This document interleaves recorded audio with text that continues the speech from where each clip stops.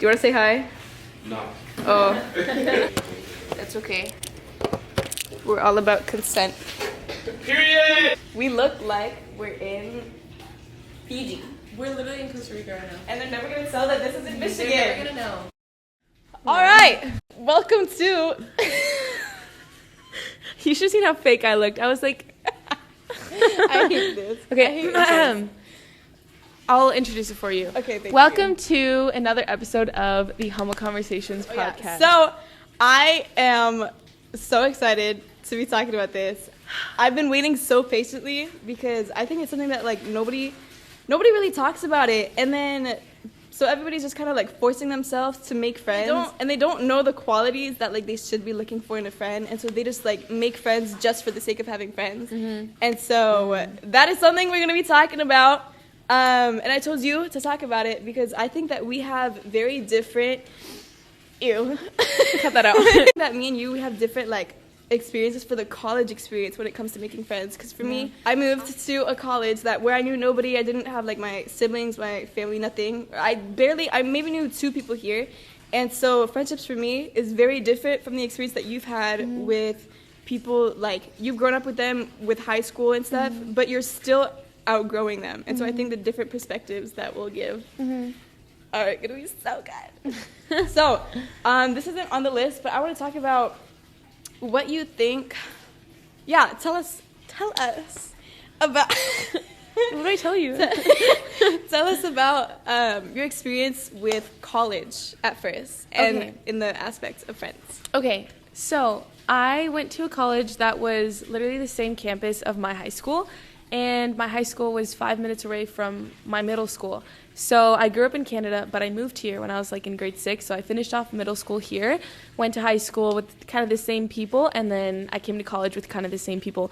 So I think that kind of gave me at first like a boost of like, I know a lot of people, I know this place, this feels good, but also being around the same people for such an extended period of time, you really start to see how people change, and you really start to experience how friendships last even when people change, because sometimes people change so much that friendships can't last, and sometimes people change and the friendship does last. It just kind of depends on the situation, but I kind of experienced both. So entering college, I had friends that I was friends with, even though we changed, or we're still changing and we're still figuring out our friendships. And there's people that I slowly started drifting, even in high school, away from because we were just so different. And eventually, they moved away, or they went to a different college, or we just became polar opposites to where we weren't necessarily that good friends anymore. So I've just experienced a lot of changing of myself and other people, and navigating like what friendships last through change. You know what I mean? Absolutely. And we're going to be talking about a lot of that. So I guess the first question, when it comes to friends and like your experience with it, what do you think was the hardest part from transitioning from high school to college, especially when you go to the college that like you've technically grown up in? I think one of the things that was hard for me, because I grew up here, it was hard to kind of start over fresh. A lot of times people go to college because like, I'm going to start new in another place, and they get to choose like which college I get to go to. I didn't really have a choice. I just went here. Yeah. I'm not saying it's bad. Like, I'm not saying it's bad that I came here, that I didn't have a choice, but unless you regret it.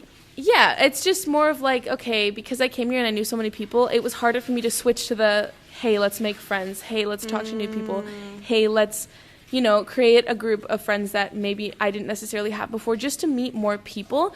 And I've always loved meeting new people. It was just hard to switch that mindset.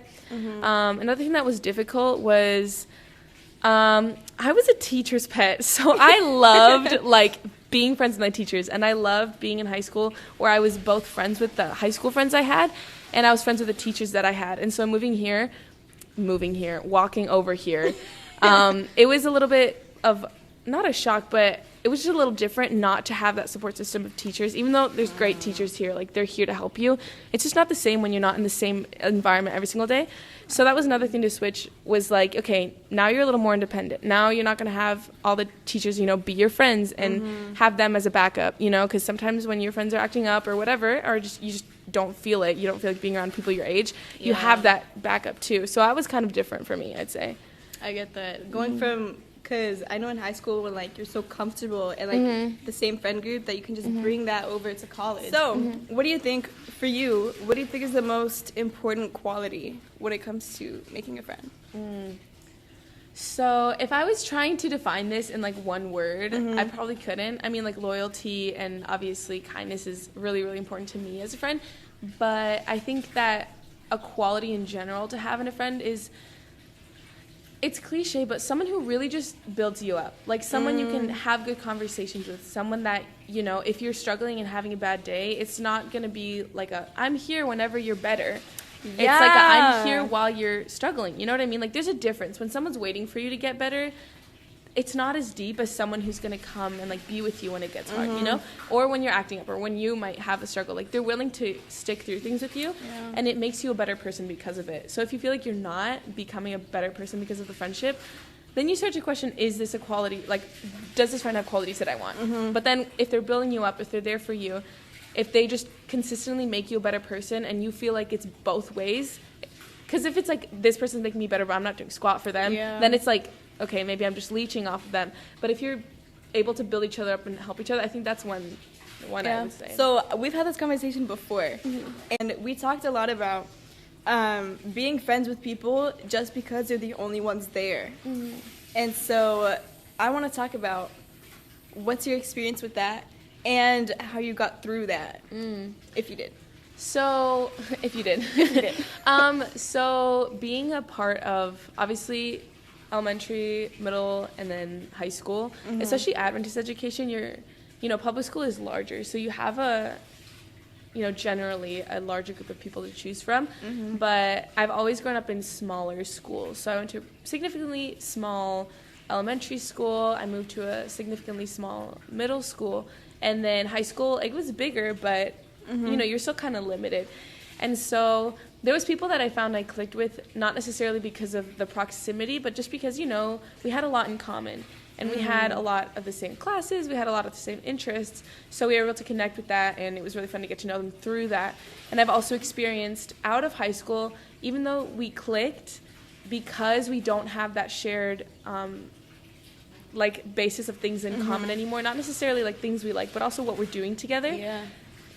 Like, in addition to proximity, I think that we've also drifted apart because of that. So that's part of the change that I was referring to earlier, is like, maybe people change. Maybe people change. Maybe they weeble. Maybe they weeble.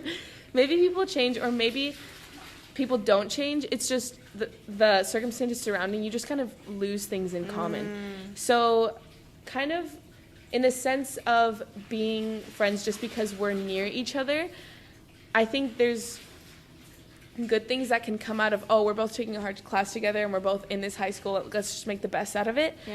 But then it just shows, like, once you leave or once you graduate and once people go to different colleges, it's like, maybe that really was just we were making do with what we had. And it's not that they're bad people. It's not that you have any resentment or there's anything bad. It's just, when the proximity is lost, then it's like, maybe we were put in this place and we made the best of it, and we're not meant to be close friends. And the people who are meant to be close friends will stay close friends, But it's just kind of balancing, like, is this, like, finding the reason of, is this friendship just because we were near each other, or is it, did we have things in common, and do we still share enough care about each other to keep going, So with you and me, we have a prime experience with now it not you're just getting being the tea. Yeah, that's what this is for.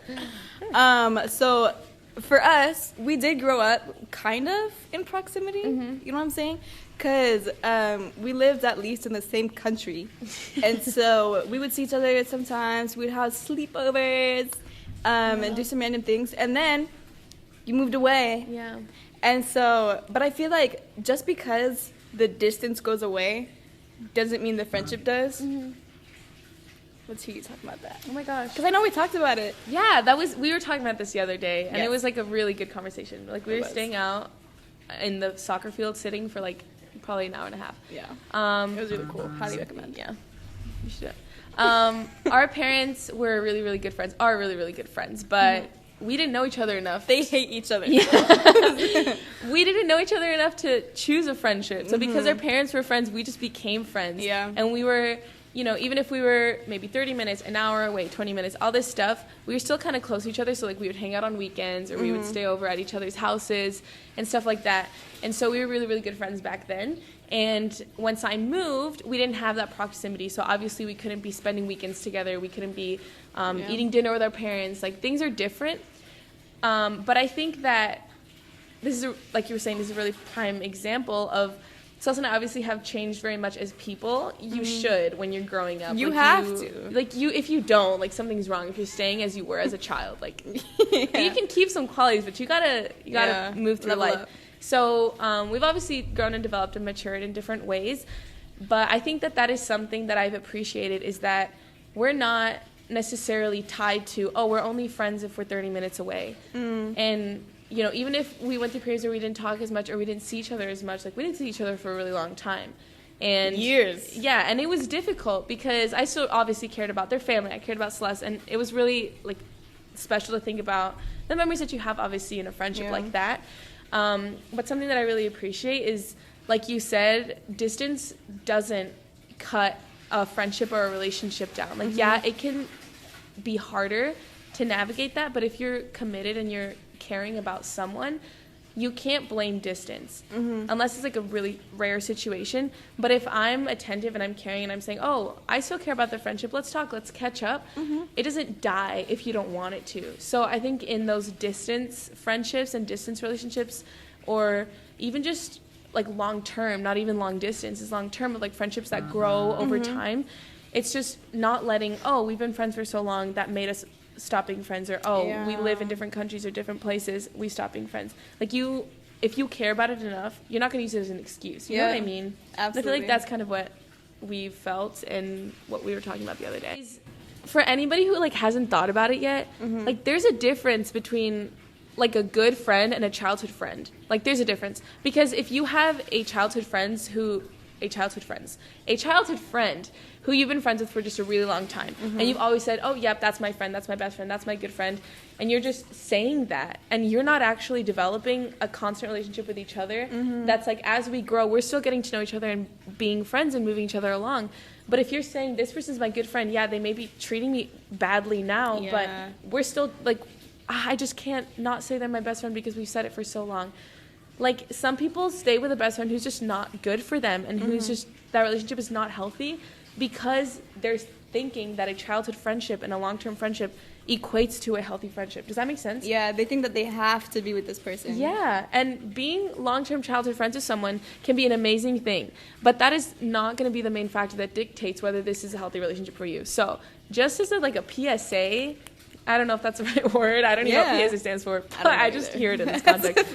But just as like a reminder, you can have childhood friends and really long-term friends. Like, the goal is to keep friendships going for as long as possible.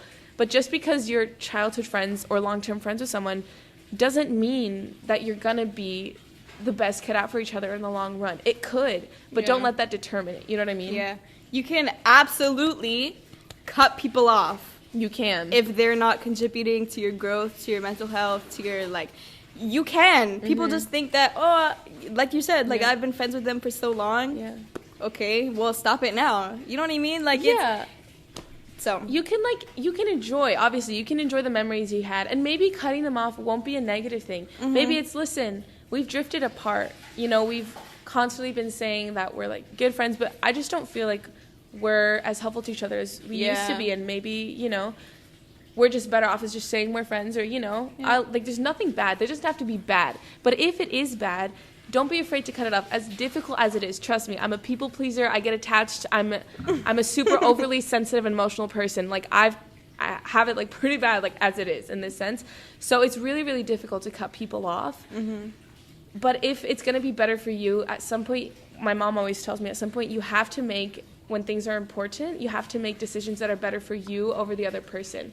It's hard when you care about other people and you're taught as a Christian, put others first, of course, and love them as Christ would. But if it's influencing you in a negative way, you can't let people walk all over you or let yourself endure toxicity or just not a healthy friendship because you feel bad for the other person. Like, it's okay to cut it off, as you were saying. Absolutely. I completely agree with you. So another question I have with that is it better to have friends just for the sake of having friends, or is it okay to be alone for that period of time? That's a good question, because I have struggled with this for a really long time. Growing up, I've always been a social person. Like, I love being social. I love people. I love just mingling. I love lingering after lunch and just talking. You know what I mean? And it's really, really nice to have friends. But I was so set on growing up the fact that if you had more friends, you were happier. Or if you had more friends, you were more likable. And that was just a determining factor of how you were doing. And I, in my mind, even though I wasn't telling myself, just make people think that you're friends, like just get as many people as possible, it wasn't like an intentional goal, but in the back of my mind, it was always, okay, if I don't have a ton of friends, I just need to make more. Like, I don't have enough. And I completely disagree with that now, because having friends for the sake of friends, while maybe in some moments it feels good to be like, oh, I'm saying hi to people everywhere, or I have so many friends, or I have such a big group, at some point you're going to realize this big group, as many people as it is, like, you're stretching yourself out to people that you don't even care about that much. It's just to have that friendship. So you're stretching yourself out, and instead of gaining, you're just spreading yourself so thin, and you're not getting it back. So eventually you're going to get tired out. And I think that along with that, you have to understand the meaning of a friendship. And that's what, going back to what we were previously talking about, was the qualities of a good friend.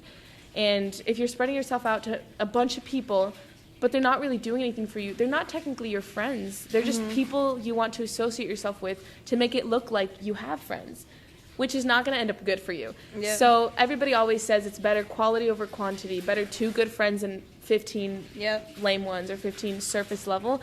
And I really agree with that, because if you're focused on 2 people that you really care for, maybe you're not even focusing, maybe you're trying to make new friends, but it's just not working out.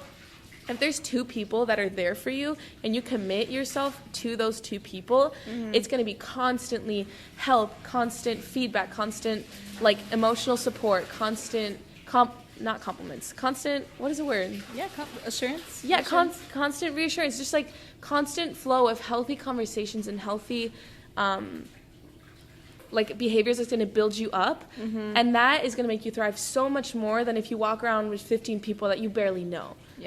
So I think that it's so much better to have friends for the sake of you versus friends for the sake of friends, Oh, another thing to bring up, because I forgot the last part where you were saying, is it better to be alone? Because I was saying that it's better to have 2 friends versus 15. But sometimes you're going to have to be okay with being better alone than you are with 2 people. And that's so hard to talk about. And I know that you have experience with, like, when you start prioritizing yourself and caring about yourself, and other people are like, oh, you're boring now. If you care about yourself and they're saying you're boring for it, be boring. They don't know what caring for you is like, because they wouldn't find you being okay and you being healthy boring. And the right friends aren't going to find you being good boring. And I've had to learn a lot of being alone, not necessarily because I've always been like, oh, I'm never with friends. Like, I've been blessed with having opportunities to make friendships everywhere that I've moved and everywhere that I've gone to school. But sometimes things get tough and you kind of fit weird in certain groups, or you feel like, maybe I'm less fitting in. There's some drama going on. I feel like I don't have people that I connect with well. Instead of searching desperately to find someone to hang out with on Saturday nights, or just going to stuff because you're going to stuff and you end up feeling drained and, it's not good for you. Like, it's okay to be by yourself. And as much as it's been hard for me to learn, like, being alone is okay. And I've talked about this before. My best friend Natalia, you know her. She, when we were working at camp, I had a really, really big issue with being alone. Like, I physically couldn't be. I had to be in the room with her or go just be with people. Being alone is horrible. Still brings back some memories. But she told me, she's like, hey, Fio, just try 15 minutes, 15, 30 minutes a day that you're by yourself. And I was like, this sucks. Like, I can't do this. But she was like, you know what, it'd be really good for you. So I ended up trying it. And one of the days, I walked around the boardwalk of Campus Sauble, and I sat down on a bench, and I was just thinking, I was ruminating. I was so, like, anxious in my thoughts, and I was like, I hate being alone. Why can't I just be by myself? Is it because I don't like myself? All this stuff. Just constant in my head. Sometimes you have to sit quietly, and sometimes you have to be alone in order to recognize things and in order to understand things. And sometimes it'll kill you to just be stressed all the time or anxious in your thoughts alone. But sometimes you'll realize things, or you'll think of things that you wouldn't have thought of if you were busy trying to make yourself busy with other things or with fake friends. Like, it's okay to be alone, as hard as it is. Yep. And sometimes it's better than being with other people. Absolutely. I think a lot of people, they really don't take in the fact that they need to be alone. Because I feel like I know so many people that can't stand being alone, or like they're with people just to be with people, right? Like you were talking about. But other times they just naturally have that many friends. And I'm like, if you're never alone with yourself, how do you know who you really are? Because you're basically, like, when you're friends with people, you're just feeding off of, like, their habits and, like, their mindsets and their energies. Yeah. But you, like, adapt you to never their know humor. who you actually are. And you take so much from other people when you hang out. Like, if you notice sometimes when you hang out with them, like, oh, I said something that they would have said. Yeah. Or I laughed the way they did. Or I'm just... You It's change so your humor. Unconscious. It's that it so happens. It's so crazy. I think it's subconscious. So- Not No, you're it's unconscious. unconscious. No, but it's so true. You take so many habits, and Yeah. when I was younger, my parents always, I naturally always started acting like people I was with, and like, just be yourself. Like you sound like this person right now. You sound like this person. Just be yourself. Yeah. And I was like, oh, whatever. Like, stop talking. Like, Yeah. in a sense, I didn't want them to shut up, but it was like, you keep saying that, like, just let me talk. And then growing up, I'm like, no, I was talking like them. And I was adapting so many behaviors because I just wanted to be surrounded by people. And if you spend time alone, like you were saying, okay, now you don't have anybody to feed off of. What do you find funny? What do you like? Things trigger you? What make you mad? What makes you mad? No, we got what you. makes you sad? What makes you all this stuff? What do I like? What do I do? What are my interests? What are my passions? You're not going to know if you're constantly hearing other people's passions, other people's humor. So you need alone time. At the end of the day, who's with you when you go to bed at night? I mean, unless you have people going with you to bed at night. But you know what I'm saying? Generally speaking. You know what I'm saying? Who's with you when you're, like, alone in your room? Who's with you when you're... That sounds so morbid to say, but when you're dead. You know what I'm saying? It's you. You're left with you at the end of the day. And if you don't like and if you don't know who you are, what do you have? That's going to affect so many of your friendships too, because if somebody's friends with someone who's constantly trying to be like someone else, like, I find that I'm gravitate towards people that know themselves and that take time to care about themselves and are established. And if it's like, and if I'm sitting here and you say, or I give you an example, I'm like, oh my gosh, I love this. And you're like, oh, cool. Like, it's not my favorite. Yeah. Clearly. And they're not just agreeing just to agree. Clearly, it's not just you're trying to have my opinion. You're not trying to, bend it to where we're most in common. You'll naturally find people that are in common. And if you have disagreements, that just means you know yourself well enough to be like, I don't like that, but I'll be mature enough to say, hey, you like it. Yeah. You have it. More for you. I don't. And I love when people are secure in themselves and like that. And it's hard. Absolutely. And you can love people who aren't. It's just, if you take the time to know yourself and appreciate yourself and value yourself and your opinions, that's going to help you so much in being alone and in making friends. Does that make sense? That was so sad. Hey guys, we just realized the camera stopped filming, and so we missed a big chunk on the camera. We still have the audio, but rats. So if you want to see, or if you want to hear, you can't see. Yeah. Because that was our whole issue. If you want to see, frick, I did Girl. it again. If you want to hear the full conversation, and it was a good one too. Yeah. We talked a lot about a lot of different things that. Yeah. We went through all of your Instagram. We talked a lot. We've had people We were yapping. comment or put in their questions and like their struggles with finding friendships, and we talked about them. So if you want to hear more of that, go to Spotify. But we're gonna continue our conversation. Yeah. We talked a lot about The last thing. Yeah, go ahead. I was gonna say the last thing we were talking about was like, the main thing was authentic relationships and how to start them and how to build them and getting through social anxiety, and also getting through relationships that even though you think they're authentic, maybe you're being used or maybe it's just not working out, and dealing with stuff like that. So that was part of the like Instagram portion of it. Talk about this one. This You don't one? have to Instagram. That's what I'm saying. Wait, do talk about it. We're gonna talk about How do something we good. letting them Just so you know. Earlier in this discussion, we were talking about, is it better to have friends just for friends? Yeah. Is it better to be Alone. little friends versus a lot of friends, or is it better to be alone? And sometimes it is better, but sometimes you don't have to be alone and you don't have to cut people off or leave your friends to grow as a person. Mm-hmm. I was having a heart-to-heart with my roommate. Love you. And we were talking about how me and her, when we were roommates, we were in very different aspects of our lives. And I was trying to be on my rise and like on my up, on my grind and all that stuff. And so my priorities were changing. But for hers, they were staying the same. And so for us, it was really hard to like try and keep our friendship in that. Mm-hmm. And nobody talks about that, first of all. Because that's a big thing in relationships too, like in long-term ones, when you're changing or when you're like trying to see things in a new way and the other person isn't. You know what I'm saying? Mm-hmm. And so we had a heart-to-heart. And so she was basically saying how grateful she was. Because realistically, if you're listening to all these other people's advice and like even our advice to a sense, and we were like, you don't have to be around, like don't be around the person that if you're not on the same path or like if you don't have the same goal or same priorities. But at the same time, I could have done that. I could have dropped my roommate completely. Lost my mind. Not gonna lie to you. And she was basically saying how grateful she was that I didn't give up on her and that I didn't drop her because my priorities were changing. And so I guess in a way I want to talk about you don't have to leave your friends to grow. Mm-hmm. Because I think it's important to establish that like distance between people that don't have the same priorities as you, but you don't have to drop them. And that's something that I found so hard. And what do you think about it? I was going to say, that's actually really interesting. Like, it's a really good thing that you didn't, because sometimes, I mean, you shouldn't cut someone off if it's not their fault and if they're not doing anything toxic towards you. I don't think it's necessary to do a really big cutoff. You know what I mean?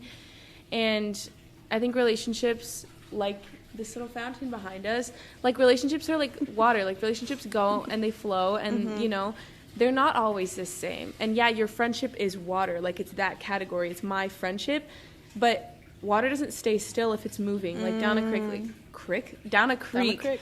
Like if the water's moving and constantly going down, like you're flowing and you're changing and going around the obstacles, like your friendship will change a lot. And your friendships, the people in them will change, as we were talking about.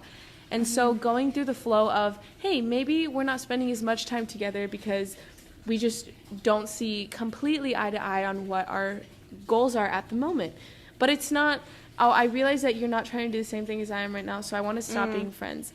Like, I don't think that's necessarily healthy. It's just, I'm focusing on this, and you're focusing on that, and that's good. I want to support you, but we're not completely the same. So maybe we're a little less communicative. Maybe we're separate for a little while. Maybe we're focusing on our own stuff. But that doesn't mean we can't come back. Yeah. Because like you were saying, you were the one you had different priorities and you were trying to get yourself get yourself going, getting on your grind. If somebody else isn't necessarily focused on that, yeah, they can be friends with you. You don't want them to influence you. If they're holding you back, that's something different. But if they're not holding you back, maybe you're the one who can like push them forward.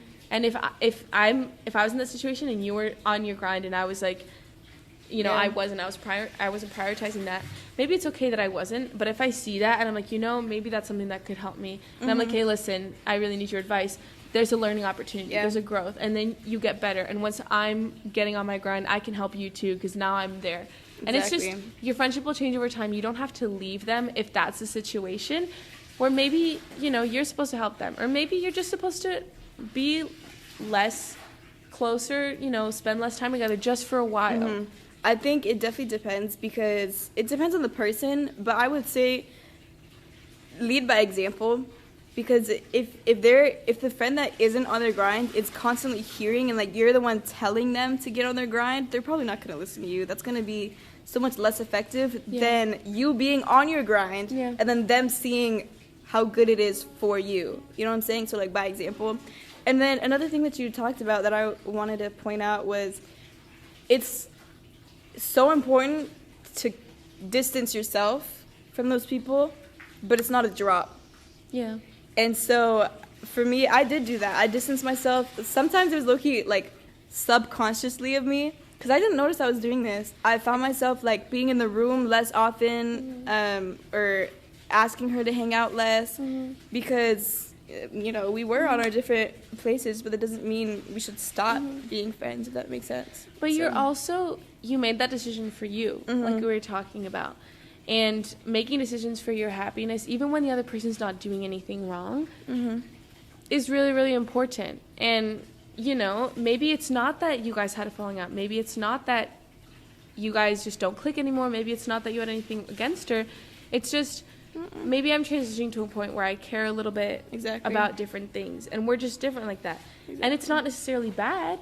It's not actually bad at all. It's just, maybe we'll be a little more distant for a while. And then we'll merge again when our interests align. And I had that experience because this... Talk about it. Well, I feel bad talking about it because I really feel like here's me thinking, like, caring what other people think, but I really don't want people to think that it's a negative thing. But I did experience that because I switched roommates this year. And to this day, I love my previous roommate. Like, she has a work ethic. She's caring for other people. She always tries to make me laugh and other people laugh, and she's just like a gentle person. And I really admire both her witty sarcasm, but also her ability to have good conversations and to think and she's creative, she's artistic, and I really, really appreciate that. I switched for something as simple as like our schedules are aligning. Like we were spending time with different people. Like, slowly, we were just, like, going on different things. Like, she was in her classes, I was in my classes. And we'd always talk at the end of the day. But we were finding harder to like, find time together. And I was hanging out with more, like, with other people. And so I felt like there was absolutely nothing wrong with me staying. But also just to try something new and to find out, like, am I going a different direction by switching? And that was a decision I had to make mainly for myself because I was scared to death that I would ever hurt her. Like, my biggest thing when I was like, I don't want to hurt. Like, I am so scared of her thinking that there's anything wrong with her when there's absolutely nothing. She's amazing. Absolutely. But sometimes if you want to, like, have a change or you see a different direction, that's the part that I'm saying can be scary. But that's not a drop, and that's not for any specific reason. It's just because maybe you're not necessarily aligned. And then when you come back together, it's like a new level of friendship. Absolutely. But you don't have to drop them. I agree. Exactly. You don't have to drop them. Keep doing what you're doing. Don't let them stop you and pull you down. And if they want to leave and if they don't like the lifestyle that you're trying to create for yourself to better yourself, they don't have to stay. They can leave. But you're not pushing them out the door. You know what I'm saying? So... And that also goes back to what we were talking about, like the quality of a friendship.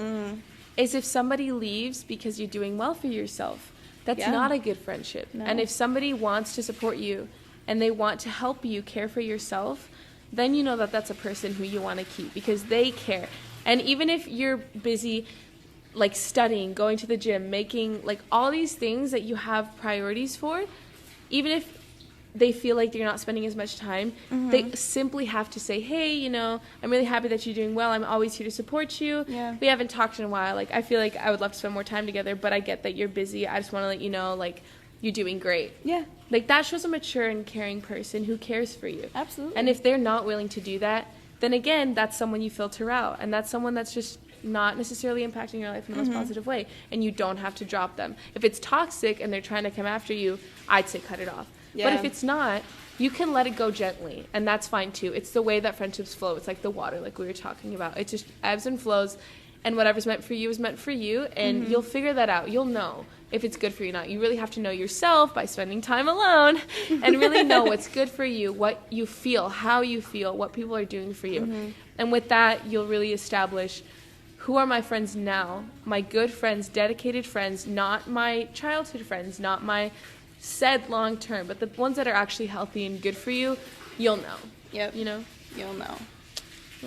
The last question that I want to talk about is, do you feel like you're missing out on the college experience? So for those of you watching, you probably attend. Sound country. For those of you watching, you probably attend Andrews University, and you most likely know the environment which Andrews is. And Andrews is a really, really cool school. Like, Andrews is we have this, like, you meet new people, there's amazing opportunities, and there's great classes, great teachers. There's a lot of good things about it. She's not sponsored, by the way. Not sponsored, but I would love to be paid to say that. But yeah, it's really great. Andrews is also in a small town, tiny town, like 2 stoplights town. And as much as it's so nice to have like a safe, close-knit, small, kind of rural town, it's kind of weird to compare that to the college experience, because college experience is, ooh, who's my roommate gonna be? It's a new place, a new building, so many places I can visit. You kind of reach a more, like a larger footprint, I guess. I don't know. Yeah. It's different. And for me, part of me always felt like, especially since I grew up kind of here, like I did middle school through high school here, it's like, oh, well, I kind of chose it because I know it. And I moved here, and it's 5 minutes from my house, 5 minutes from my middle school, 2 seconds from my high school. I know the teachers. I know 70% of, like, the things that go on here just by Instagram or by whatever. I know my sister's friends. I see people. I can recognize faces. I know how the IDs work, how the dorms look. I knew everything coming in, and I didn't feel like it was a new, like, oh, I'm going out alone. So I think in the sense, I don't necessarily feel like I'm getting the true college experience, because I don't feel like I'm necessarily as dependent as I should. And I don't feel like I'm making completely new friends and starting over in a college that is mine. Like, I could say, I'm coming to my sister's college. I'm coming to my boyfriend's college. I'm coming to my parents' college. Like, I know everything here. I'm coming to my friend's college. It doesn't feel like mine. But also, I think in that, I'm really trying to focus on, like, my experience is what I make it. And if I make friends and we make memories that's like, hey, let's just run to the beach and just, like, sit and, you know, look at the sunset and, you know, let's study in a greenhouse and all this stuff, I can create a college experience instead of having to compare it to what it should be. And I think that can make life a little bit easier. Does that make sense? That's so cute. I love that. It is what you make it. It's what you make it. So make it something good. Yeah. Make good friends while you're at it. Slap your arm. Who knows? Maybe that could help you too. There was a bug. There's a bug. All right. I think that's it. I think we talked about a lot of good things. Yeah. And things that I'll definitely, you know, keep doing in my life and start doing.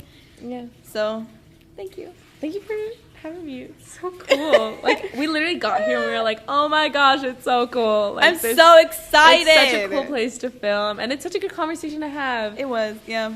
Two Canadian girls who've known each other since we were probably 5. Yeah. Pretty much. We'll show some pictures of us right here. We've gone through some phases. A lot of phases. We have gone through phases. Oh, a lot of those pictures are really ugly. That's so fun. I remember our jean shorts. Oh, yeah. Huge shirts. So Huge I used to do shirts. gymnastics together. Yeah. Not like actual gymnastics. Just rolling. We would roll in the grass at a trampoline. And I remember you did a flip, and I think you, like, broke your neck or something. yeah, I kind of did. It was so And funny. she also had Musical.ly, so I would try and film our stuff Our there. dances. Oh, I wish I had those. I thought about that the other day. I'm like, I wish you could find your old iPad and look at all the stuff I you know. did. We used to make dance routines, too. Oh my gosh. For fun. When you can watch each other make dance routines at that age and still be friends, that is just like, That's how you know. that's a good sign. Yeah. Well, I think more people should be having this conversation. So have this conversation with, I don't know, your friends. Yeah. And see if they're actually real. And I hope this was helpful. This was fun. If our parents are watching this, I said we should say hi. Oh, hi parents. Hi, parents. Okay, bye. Bye. I'm so dead. That was so fun. That's so cool.